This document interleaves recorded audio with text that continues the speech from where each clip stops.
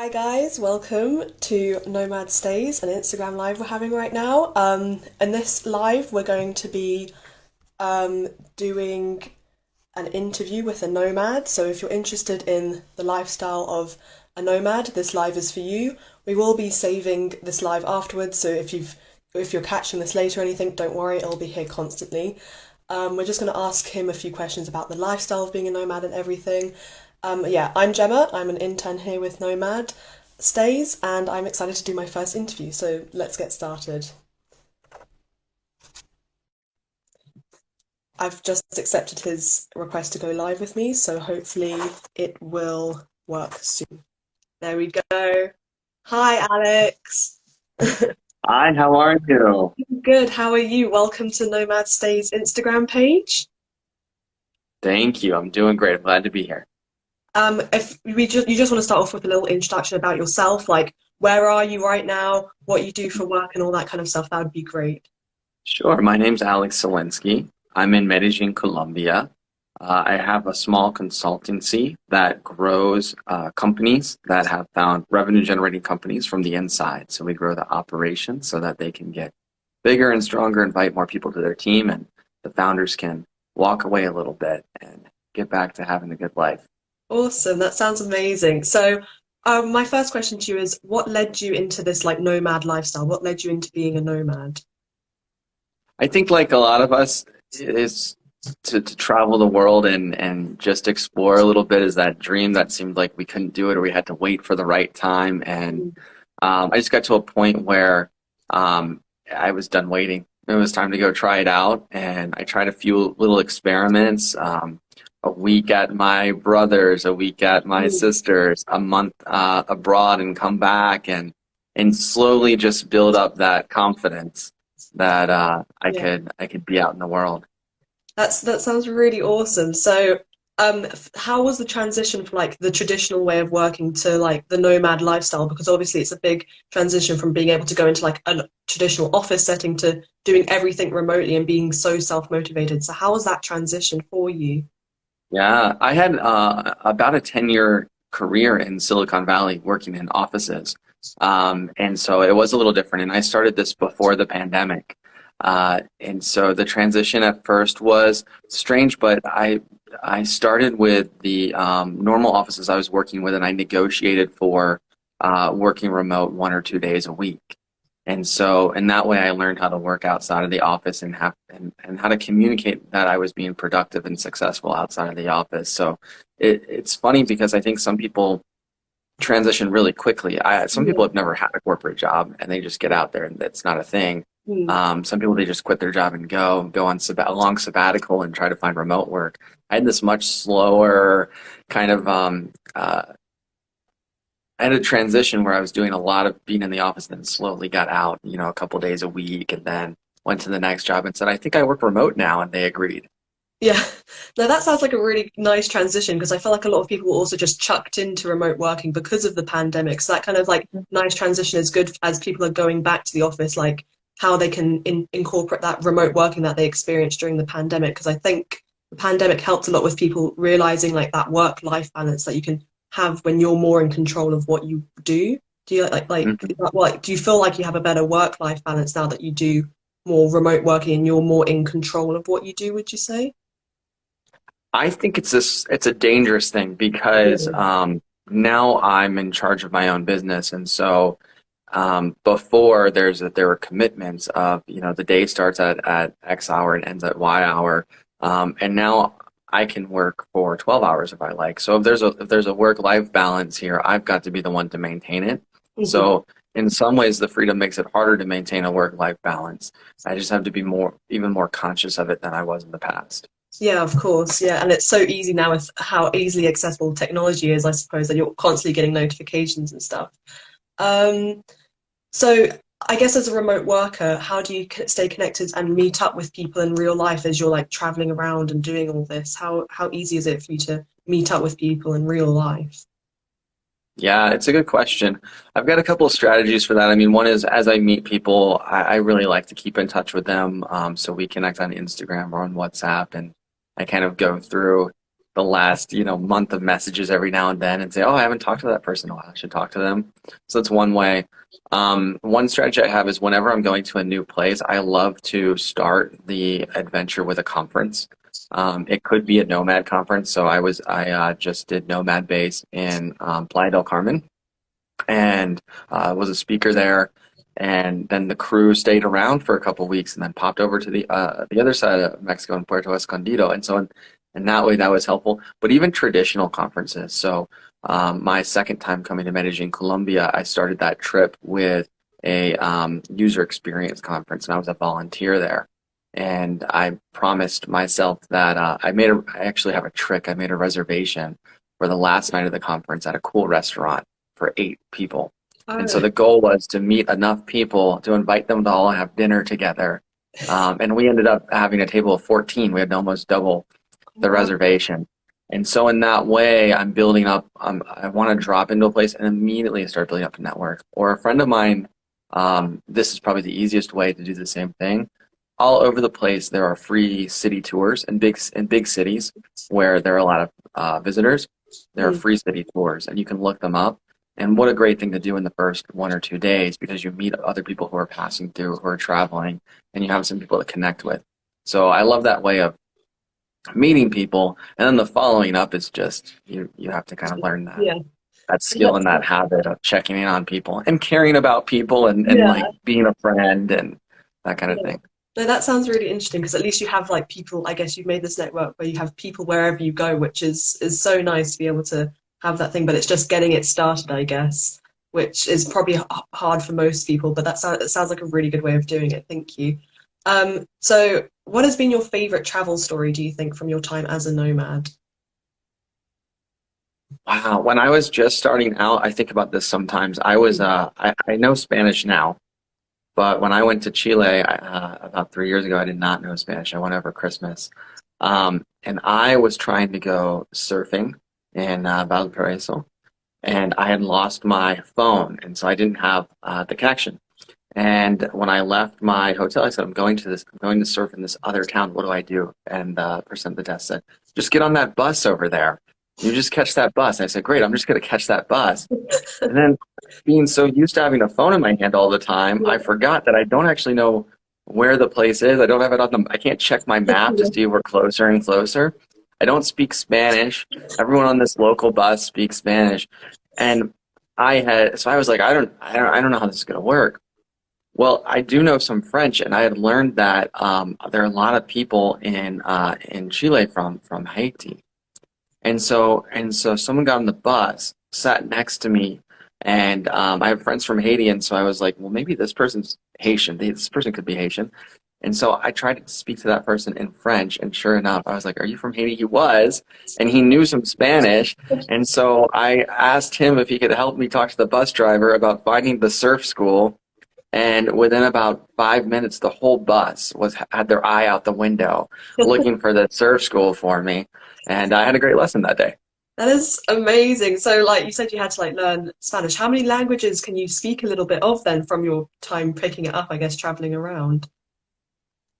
Spanish is the big one. I can't even speak Okay. French anymore. Every time I open my mouth to speak French, Spanish comes out instead. I don't know what it is. So So, would you recommend like anyone who's deciding to, I don't know, go on a nomad lifestyle, maybe pick up a few Spanish lessons or download Duolingo, or what's your way of recommending to learn a language, maybe before setting off in case anyone's nervous of going through yeah. the same situation? I mean, it's a couple of things. English is the popular language of big cities around the world, and so if you're comfortable in English, that's probably the number one language to learn if you're not comfortable with English yet. I think Spanish is a really cool language because if I go to the big cities, or especially for me, I network professionally when I travel. And so if I go to the offices of India, they speak English inside the offices because there's so many regional languages that they've Yeah. sort of decided on English is the business language. The same thing happens in many countries in Africa. If you go into the offices or the cities, Mhm. English sometimes is the shared language of the business Mm. world. But if you go to Latin America, Spanish is the shared language. They have what they don't have this need to find another language. So it's this thing where maybe Spanish opens you up to 25% of the world. And so if I were choosing, I would choose Spanish as a second language. But Yeah. I don't think you needed to travel. I used to carry on my phone. I would just have like on my phone wallpaper the 20 common expressions Mhm. and numbers 1 through 20. This is how you say count 1 through 20. This is 100. This is 200. How much does this cost? Where's the bathroom? And then I can look at it, try to pronounce it, or at least point to it on my phone Yeah. wallpaper. That's actually a really good tip, yeah, because I went to Korea as one of my like travel things, and like the whole alphabet is obviously different, but luckily they translate a lot of things into English. But that's what I do. I try to learn like at least learn thank you and at least learn like please, like learn Yeah, manners, I guess. But yeah, that's a thank really you's a good one. yeah, yeah, Yeah. yeah. Like I just yeah, I mean, I think learning like a little bit of like mannerisms and stuff is good as well, but chucking yourself Mhm. in and learning the culture that way is definitely the way to go. And that's so nice that you had so many nice people there helping you get to the surf thing. Okay, so my The last world's a friendly place, I think. I yeah, think that's I, just one of those things is it can be so scary and I'm in this country, Colombia, that has hmm, a reputation and I think sometimes reputations are 20 years out of date. But as a reputation for being a scary place, more people are more on the streets are warning me about the things I could lose from my pockets than trying to take from my pockets. yeah. I think a lot of that has to do with like the way things are portrayed in the media. Like I feel like we're told a lot of scary stories over the time, especially with the internet now. It's like don't meet people off the internet, don't go to places. But the internet can be such a useful thing as well, like learning different things. And I definitely agree. Like the world isn't as scary as people say. It's just taking that first step into going into it. And like you said, you've networked so well and you've met so many amazing people that like it can't be that bad, right? Like we just need to chuck ourselves into it sometimes and learn like firsthand, I guess. Yeah. Absolutely. And I Yeah. think you come to have the experience of it's funny how it doesn't take very long. You go to a few conferences, you go to some meetups, you make some friends, and it's not very long before when you drop into a city before you go, you find out that 5 or 10 people you know are already in the city. And the truth is like there are maybe 30 hub cities in the world. So if I go to explore, I don't know, France, like I'm gonna drop into Paris first, and probably somebody I know is there. And while my journey may include exploring something a little outside of, the big city of Paris, probably I'll run into somebody at least in the hub city. So Yeah. that's a really cool thing. You just start to say these are my. You have a small crew kind of, and say these are my people. I probably Yeah. have 15 people that I run into throughout the year.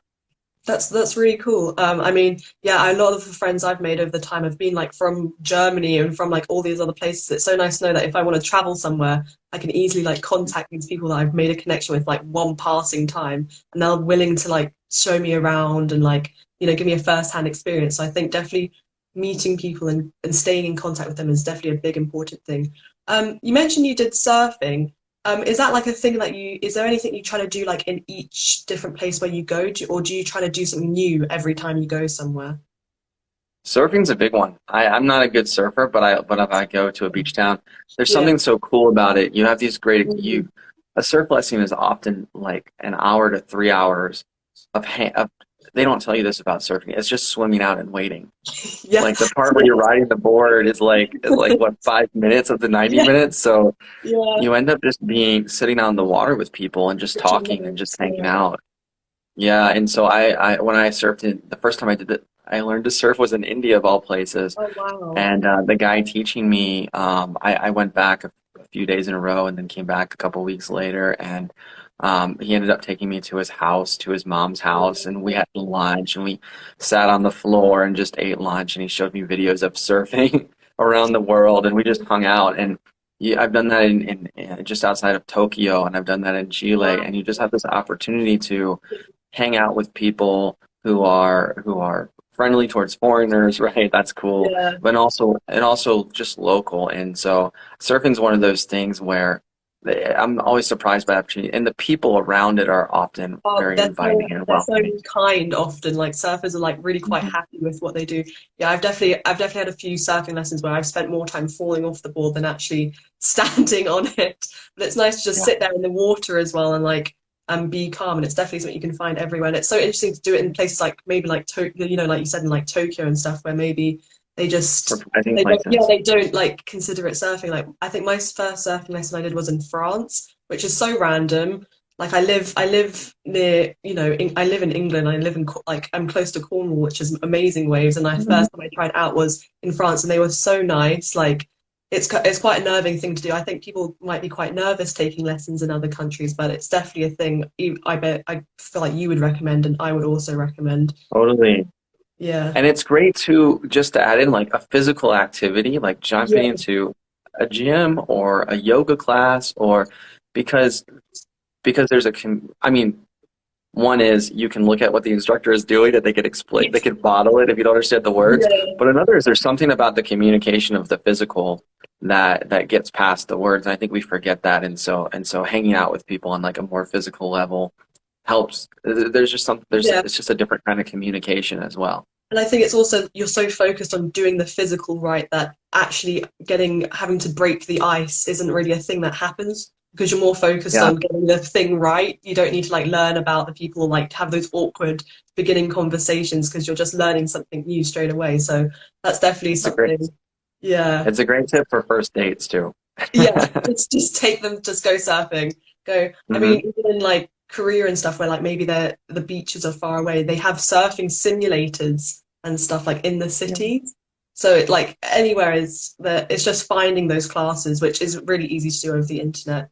But yeah, thank you. Those are really awesome surfing stories. My last question for you is, where do you want to go next? Where is next on your nomad bucket list?